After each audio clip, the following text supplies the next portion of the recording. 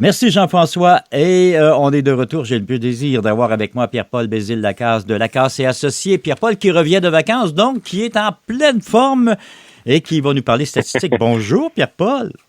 Bonjour Denis.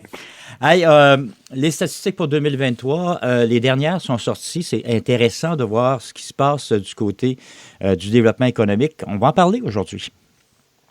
Ben oui, c'est sûr qu'on est toujours un peu en retard avec les statistiques. Hein. C'est les statistiques du premier trimestre 2023 au niveau de l'insolvabilité qui sont sorties. Puis on arrive à la fin mai. Là, on a quasiment le 2/3 du deuxième trimestre de fait, mais les statistiques sortent quand même un peu plus tard. C'est quand même intéressant. Fait que je pensais faire un petit survol rapide là, Canada, Québec, mais surtout s'attarder sur évidemment l'Abitibi-Témiscamingue. Ouais. Dans le fond, là, pour donner un petit, il y a quand même tout le temps des ça fait la nouvelle, puis c'est très sensationnaliste, pardon, de dire que ça augmente, que les taux sont hauts. Mais la réalité, quand on la regarde, moi j'aime bien, comme on avait discuté l'autre fois, j'aime bien la regarder pré-pandémique versus maintenant. Ça nous donne une meilleure idée d'on est où. Ben, je pense que c'est important parce que la vraie vie, elle n'est pas en pandémie. Elle est avant la pandémie, elle est maintenant. C'est ça. Donc, si on prend, par exemple, les dossiers commerciaux, que ce soit au Québec ou au Canada, c'est très, très similaire. On parle de une hausse de 31 à 37 là, entre la même période 2022 versus 2023. Donc, dans les 12 derniers mois, il y a eu une hausse remarquée du nombre de dossiers. Donc ça, en fait, cette hausse-là est due tout simplement à rattraper l'écart pré-pandémique parce que si on regarde où on est rendu réellement, là, on est à 0 et à 1 d'augmentation. Donc, on est pratiquement sur les chiffres pré-pandémiques au niveau Canada et Québec pour la période des 12 derniers mois. Fait que ça, c'est au niveau commercial. Et au niveau consommateur, en fait, on est dans des hausses Canada-Québec là, de 19-14 donc ça se ressemble quand même, donc encore des hausses. Mais si on compare au niveau pré-pandémique, on est en arrière. Au Canada, on est 24 plus bas que les chiffres pré-pandémiques et au Québec, on est 37 plus bas que les chiffres pré-pandémiques. C'est énorme, là. Attention, on n'est pas... c'est 25 à 25 c'est le quart, là. On est loin en arrière encore. Oui, si on prend juste un chiffre absolu, au Québec, là, à peu près 43 000 dossiers d'insolvabilité en un an avant la pandémie. Et là, on est à 27 000 à peu près. Fait que c'est quand même beaucoup moins de dossiers d'individus. Et donc, c'est sûr qu'en voyant les dossiers commerciaux qui ont remonté puis qui sont rendus au niveau pré-pandémique, le consommateur, typiquement, suit. Donc, on devrait continuer à avoir des hausses dans les prochains mois pour éventuellement rattraper les niveaux pré-pandémiques. Mais présentement, on n'est pas là. C'est-tu normal que les dossiers commerciaux viennent atteindre ce niveau-là plus rapidement que les dossiers résidentiels, que Monsieur Tout-le-Monde? Oui. Oui, c'est souvent comme ça. Les dossiers commerciaux, tu sais, les commerces sont frappés en premier par quelque chose.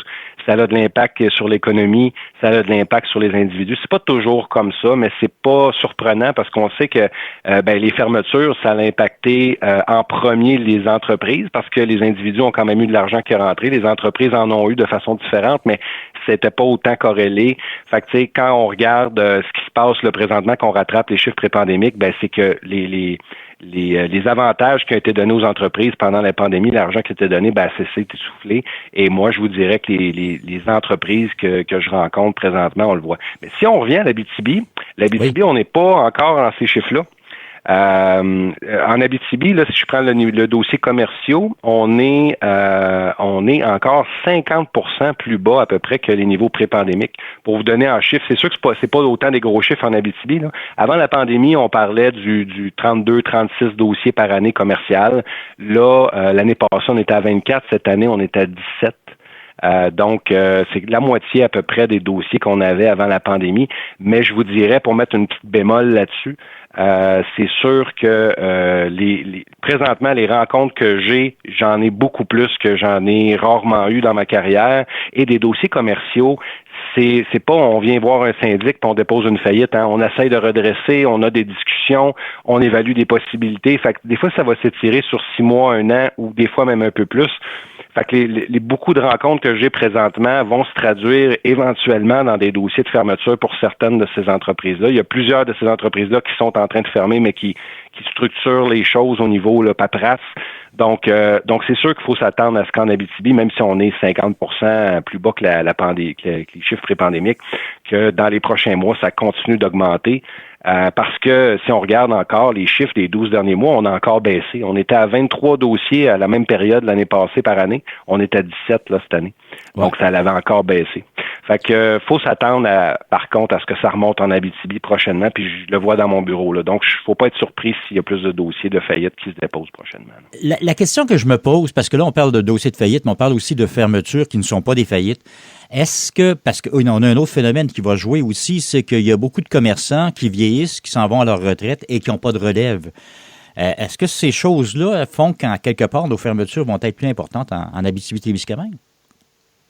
Ben, j'ai pas les données là-dessus, fait que je pourrais pas parler vraiment. Je sais qu'il y a plusieurs comptables qui me parlent là, de leur transfert d'entreprise présentement. Il y a une problématique effectivement dans certains secteurs, surtout au niveau de la relève, où des fois il y a une relève de préparer, que ce soit les enfants des propriétaires ou que ce soit d'autres personnes. Puis finalement, ben la relève, ça a remis beaucoup de monde en question. À la pandémie, il y a des gens qui se sont assis, qui ont eu le temps de réfléchir, puis que se sont demandé, c'est-tu vraiment la vie que je veux?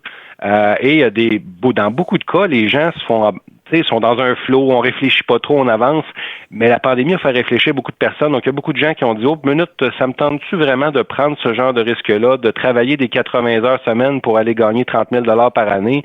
C'est pas le cas de tous les entrepreneurs, ce que je dis là, mais c'est le cas de quand même plusieurs entrepreneurs, beaucoup d'insécurité financière quand on est entrepreneur et beaucoup de risques pour faire travailler des fois beaucoup de personnes qui des fois vont même gagner plus que nous parce qu'il faut les payer à des salaires quand même élevés. Hein. L'inflation et tout ça, ça affecte aussi les salaires présentement. Et ce qui fait qu'il en reste moins au bout de la ligne là, pour certains propriétaires dans certaines industries. Fait que oui, ça peut avoir un impact. C'est sûr que moi, le bout que je vois, c'est beaucoup les fermetures liées à la faillite. Ça veut dire que les fermetures que les gens payent leurs dettes, ferment l'entreprise tout simplement, ben moi, je les vois pas, ces gens-là. Donc, moi, je vois vraiment les gens qui ont plus de dettes que d'actifs. Donc, on a beau liquider, on n'est pas capable de payer toutes les dettes. C'est ceux-là qu'on voit dans nos bureaux. Là. Puis si on va dans le résidentiel, est-ce qu'on a une réalité qui ressemble à celle-là aussi ou au moment où on se parle, comme d'ailleurs au niveau provincial et canadien, on est sur un plateau lent, là? Ouais, ben c'est sûr que si on compare en Abitibi, là, si je compare les 12 derniers mois, on a une petite hausse de 7% des dossiers, alors que j'avais dit tantôt Québec-Canada, 14-19. Donc, on est une hausse un peu plus modeste. Mais si on compare aux chiffres pré-pandémiques, on est pas mal dedans. Au Canada, on est à moins 24%. Au Québec, on est à moins 37% dans l'individu, alors qu'en Abitibi, on est à moins 28%. Fait qu'on est entre le Québec et le Canada au niveau individuel. Le côté consommateur n'a pas rattrapé. Mais si on recule pour donner une idée, là, j'ai été voir des stats des années pas mal reculées. Pour être aussi bas là, dans le niveau commercial en Abitibi, il faut reculer à 2012. Où on était à peu près dans le même genre de dossier. Et si on veut reculer dans le dossier consommateur, il faut reculer à 2013 pour voir des chiffres aussi bas. Donc ça veut dire, il faut penser là, que les 20 dernières années avant la pandémie, c'était des hausses constantes, des dossiers d'insolvabilité, que ce soit commercial, mais surtout consommateur. Alors, quand on dit qu'on est revenu à 2012-2013 en termes de nombre de dossiers, c'est qu'on a reculé de 10 ans en termes de nombre de dossiers d'insolvabilité. Okay. Ça change la donne complètement. C'est quand même... Ben oui, c'est sûr que c'est des impacts quand même importants, mais encore là, on le voit en Abitibi, c'est relativement stable. Là, je regarde d'un trimestre à l'autre, c'est relativement stable le nombre de dossiers. On n'a pas encore eu une grosse hausse. Puis présentement dans mes bureaux, je sens pas non plus une grosse hausse. C'est vraiment dans le côté commercial qu'on la sent là depuis, je dirais depuis le début 2023 là. La crise 2012-2013, est-ce qu'on était dans la crise à ce moment-là, hypothécaire aux États-Unis, entre autres, où les banques ont connu des gros problèmes? Ben, on était aussi, en fait, pour ce qui est des consommateurs, là, ce qui a touché plus dans notre économie à nous, je dirais, c'est probablement la crise de 2008 qui était juste avant. Oui. La crise a eu de l'impact négatif pendant 2-3 ans, puis on était dans la reprise de cette crise-là, même encore en 2012. Fait qu'il y a eu des hausses là, année après année là, dans cette période-là. Mais c'est possible qu'effectivement la crise aux États-Unis là, ait eu des impacts. Là. Puis il y a un autre élément aussi par rapport au stade de l'Abitibi que je veux mentionner. C'est sûr que présentement, moi, je fais beaucoup avec mon associé, on fait beaucoup de prévention. Hein. On fait beaucoup de prévention, des présentations sur l'insolvabilité à des grands groupes. On va beaucoup dans les organismes communautaires aussi pour expliquer ce qu'on fait. Puis on fait énormément de rencontres individuelles ou de groupes sur les difficultés financières. Fait que notre objectif là-dedans, c'est aussi de baisser le nombre de dossiers d'insolvabilité en faisant ces interventions-là, évidemment. Chose que je ne pouvais pas faire dans mon ancienne vie, dans mon ancien emploi, parce que le mandat était de déposer des dossiers puis de régler des faillites, des propositions. Maintenant, on s'est donné vraiment plus dans la Casse et Associés un mandat de prévention. Fait que je rencontre beaucoup de gens qu'on ne dépose pas de dossier. Et ça n'apparaît pas dans ces statistiques-là. Okay. Donc, en faisant aussi ces rencontres-là et en prenant de plus en plus de place en Abitibi par rapport aux grandes firmes qui viennent influencer le nombre de dossiers, ben moi, j'espère être capable aussi de baisser ce nombre de dossiers-là. Puis présentement, je le vois dans mes bureaux, là, il y a beaucoup de dossiers qui auraient pu être une faillite, une proposition, mais on a fait d'autres choses avec ces gens-là, des gens qui veulent s'en sortir, puis qui ne rentrent pas dans ces statistiques-là, mais les gens font quand même un redressement, mais qui n'est pas écrit à nulle part et replacent leur situation financière. Fait que ça aussi, moi, le but, c'est que ça devienne carrément non négligeable, là, parce qu'en Abitibi, je suis le seul syndic, puis le but, c'est que ces statistiques-là, ils n'ont pas besoin de réaugmenter au niveau qu'ils étaient, là. Donc, c'est un peu comme ça que tu le vois, là. Ouais, c'est une logique implacable. Hey, j'ai une question qui me passe par la tête avec ce qui s'est passé aux États-Unis, le plafond de la dette qui va probablement être relevé, mais s'il n'aurait pas été relevé, est-ce qu'on aurait vécu une catastrophe économique également encore, comme en 2008 finalement? Ah boy, ça c'est des grandes questions. Oui, hein.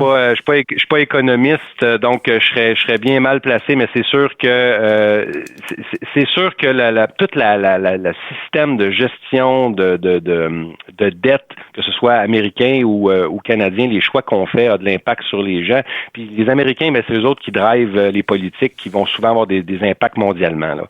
Donc c'est certain que ça aurait pu avoir des impacts. C'est certain que l'inflation incontrôlée dans certains pays, ça met des pays à terre. Fait que c'est sûr que la priorité des économies, c'est de gérer l'inflation. Il faut que l'inflation. Fait que si ça veut dire augmenter la dette, si ça veut dire serrer la ceinture, si ça veut dire qu'il y ait plus de faillites, c'est malheureusement des prix à payer pour contrôler l'inflation. Parce que cette inflation-là ne peut pas être laissée hors de contrôle, parce qu'après ça, on perd la possibilité de création de richesse dans notre pays. On perd, si on regarde ce qui s'est passé en Grèce, on regarde ce qui se passe en Argentine, on regarde dans différents pays où l'inflation est hors de contrôle, et ça augmente le clivage des riches et des pauvres aussi, hein, cette inflation-là hors de contrôle, parce que les riches demeurent la capacité de payer. Alors, c'est ceux qui sont moins bien nantis qui en payent le prix là, à l'épicerie puis dans les denrées essentielles. Là. C'est vraiment des dossiers intéressants à surveiller, ça, par exemple. Je n'irai pas plus loin dans cette direction-là parce qu'il nous reste juste quelques instants pour jaser. Pierre-Paul, j'aimerais qu'on donne les coordonnées pour vous rejoindre. Oui, donc la Casse et Associés, les gens peuvent nous aller voir notre site internet, lacassesyndic.com, peuvent nous appeler au 1-844-LACASSE, donc 873-771-7155, notre autre numéro. C'est tous des numéros qui nous rejoignent partout en région. On a des bureaux à Amos, Val-d'Or, La Sarre, Ville-Marie. On est vraiment dans toutes les régions et on veut s'assurer que les gens peuvent nous joindre, poser leurs questions, peuvent nous poser des questions également sur Messenger. On en a quelques-unes de temps en temps. Ça nous permet de rester en contact avec les gens puis de répondre aux questions. Génial. Alors, restez pas dans le trouble, gênez-vous pas, faites le numéro, appelez-la, vous allez voir, c'est génial et ça peut peut-être vous permettre de passer un bel été en fin de compte, c'est un été que vous pensiez avoir plus de difficultés. Pierre-Paul, encore une fois, merci beaucoup d'avoir jasé avec nous.